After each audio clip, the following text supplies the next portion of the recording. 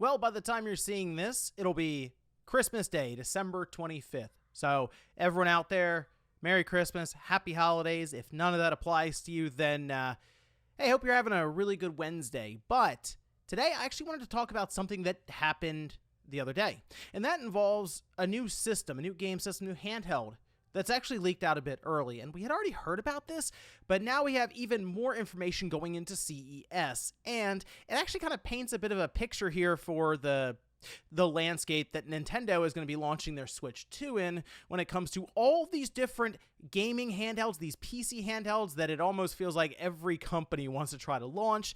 So we'll go over that here today. So if you guys enjoy this video, make sure that like button and subscribe if you're new.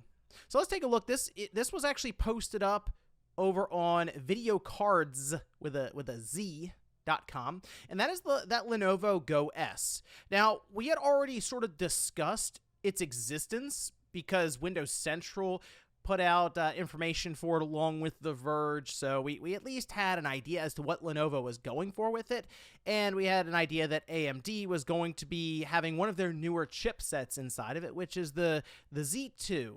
That, of course, coming off of the Z1 and the Z1 Extreme that's in things like the ROG Ally. Now, this Go handheld from Lenovo appears to be them attempting something a bit more budget-oriented, although we will get to the price, which caught me off guard a bit, because when we discussed this, I mentioned they should really try to be aggressive with this price point, even if that means pulling more and more features out of that handheld. Well, they may have actually gone in the direction of putting maybe a little too much into it, but still, we do have many images actually for this thing, and I'll leave this link down below in the description if you want to go to VideoCards and look a bit more thoroughly at some of these images. But, you know, I do like the design. It's like this, at least this model is like the all-white, almost like Arctic handheld. It would kind of call back to the old Game Boy Advance days, but you can see plenty of vents back here as well as the exhaust at the top, so it would be pulling air in here, I assume with I got a dual fan design similar to what we've had with some of the current PC gaming handhelds, and then exhausted out the top here right next to that left trigger, left bumper side. But you can also see we do have two USB 4 ports on top.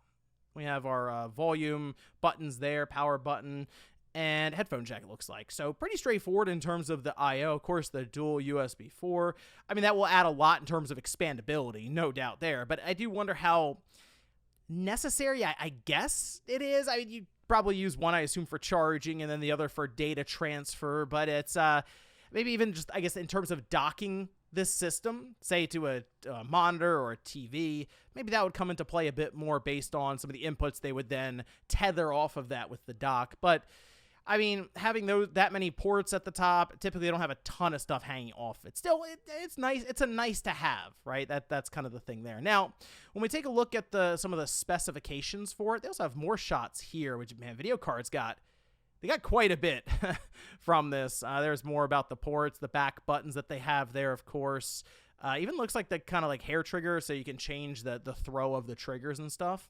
So they at least put more thought into it after coming off of what they've learned from, yeah, the Legion, but that also had sort of the Joy-Con setup where you could break each side off and they become their own controllers or even like a mouse and stuff, which is kind of neat. Now, when it comes to the specifications here, Ryzen Z2 Go, 8-core Zen 3 plus processor. Okay, that's in terms of CPU cores, that's good. But the GPU is still RDNA 2. It's the 800M series, and there are benchmarks of like an 890M, for example. And it's pretty good in terms of like what you expect from these APUs that are running off of a battery. There are some laptops that have this now, and in some cases, you are seeing games hit 1080p at medium to high settings. Things like Forza Horizon, for example. Some of those games that are, yes, a couple years old now, but the fact that, I mean, really, with these gaming handhelds, we kind of turn down the resolution and use upscaling to get it the rest of the way, or just even leave it at that resolution on a 7-inch screen, maybe. And that was enough. This will be a nice performance boost of like 20 to 30% compared to the current gaming handhelds. That would probably get it from that mid-40 FPS mark to 60 FPS in most cases. But then you also have the screen at a 1920 by 1200. I think it's still the 16:10 aspect ratio, 120 hertz refresh rate, which is cool. It's not like an OLED screen, which I know the the industry has kind of gotten to the point where we are expecting OLED more often showing up in these different spec sheets, but got to cut costs somewhere. And typically the screen, while it's still a very capable screen, is not that OLED model that would have, you know, the richer colors and like the deeper blacks and whiter whites and that kind of stuff. You also have 512 gigabytes terms of storage or 1 terabyte. And here's the interesting thing that caught me off guard. They could be going up to 32 gigabytes of RAM. And LPDDR5, we don't necessarily know the 5X. We don't know the speed for it. But rather than, for example, the ROG Ally X did 24 gigabytes, they probably could have gone that route and saved some money. 32 gigabytes that would be good even for like the Go model here that's supposed to be the quote-unquote more budget-friendly, cheaper model. We're seeing games now, more than ever, become more and more RAM dependent. So they just, like, in terms of just needing more of it. Indiana Jones was a great example recently where some cards that should have been able to run it struggled because they just didn't have enough video RAM. Like, it was crazy. You want like 12 to 16 gigabytes of video RAM to run the thing. So while the ROG Ally X can actually do it, some of the Steam Deck and stuff was just struggling with something like Indiana Jones, which is very interesting. See how that unfolded. Now, we get down here, we have two things I want to look at. So one is the price point. It's $600, at least what they're marking here for the Legion Go. I'm not sure, Legion Go S, I'm not sure if that's for the 32 gigabyte or the 16 gigabyte. And that's the thing that's kind of holding me up a bit. They mentioned that it actually would ship with 32 gigabytes.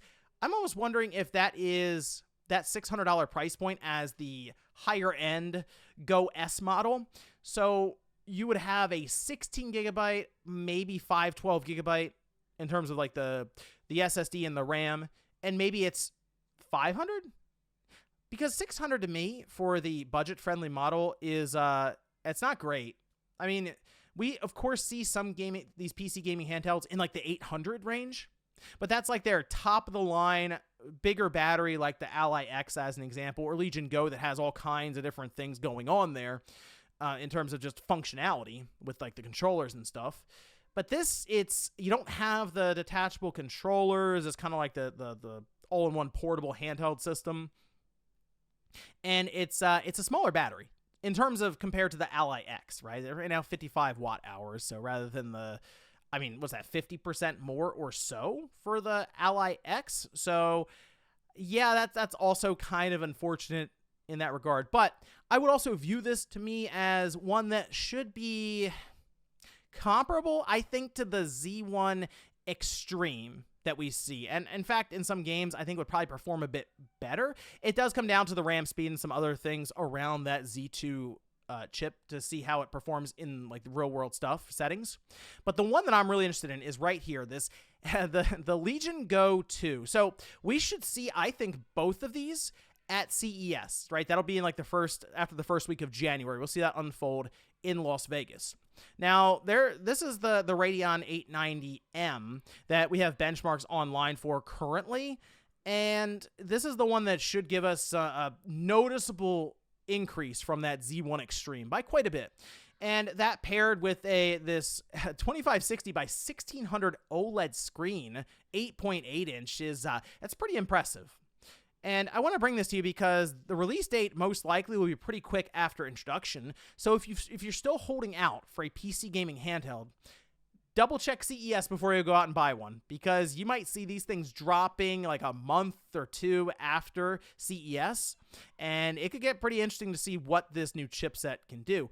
However, on the flip side, this thing could be approaching, I feel like almost $1,000. And that is a concern people have right now, is the PC gaming handheld side is sort of working in a direction that I was concerned about when we first started seeing these things pop up, because it sort of mirrors the video card sector, where originally when they were first coming around and stuff, you had a big fight for that mid, even low range at times, right? More budget friendly stuff.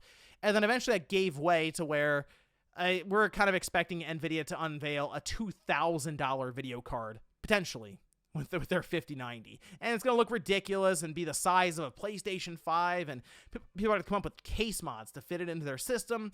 But the thing that NVIDIA has shown, along with AMD, people are willing to pay that money. I don't really know if that's necessarily the case yet for these PC gaming handhelds.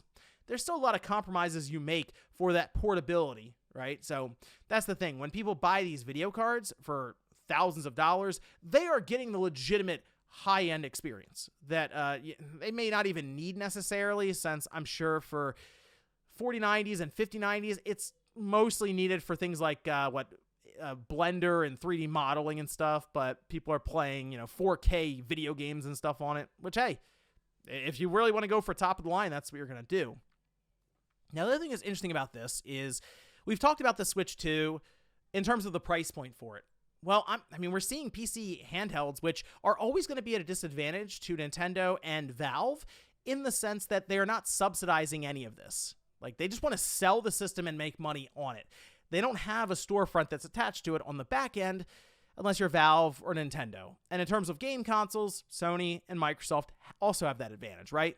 So in this case, Nintendo is probably in a pretty good position where if they did show up with a $400 Switch 2, it will look downright cheap compared to a PC gaming handheld landscape where it's like, oh yeah, $800 is just what it costs if you want the Z2 Extreme or up, right, in terms of the configuration.